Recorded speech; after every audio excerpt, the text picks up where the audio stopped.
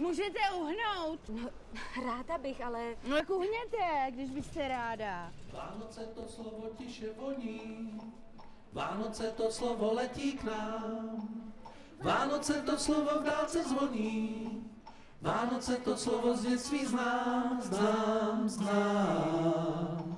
Vánoce obchodním řetězcům svědčí, oh yeah. Vánoce, cukroví dárky a stres, oh yeah, oh yeah.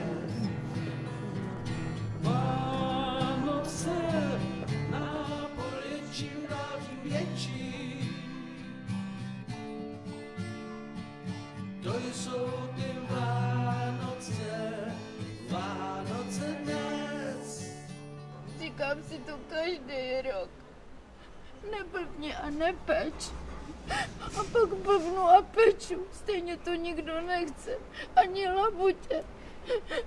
A já peču, stejně i mě vůbec nikdo nechodí. Ono to tvrdne a tvrdne. Jdu k vodě. Ani labutě to nešerou. No, tak to nepečte. No, nepečte. Nepečte. No jo, ale když to nebudu pect, tak co budu dělat? Tak to upečte.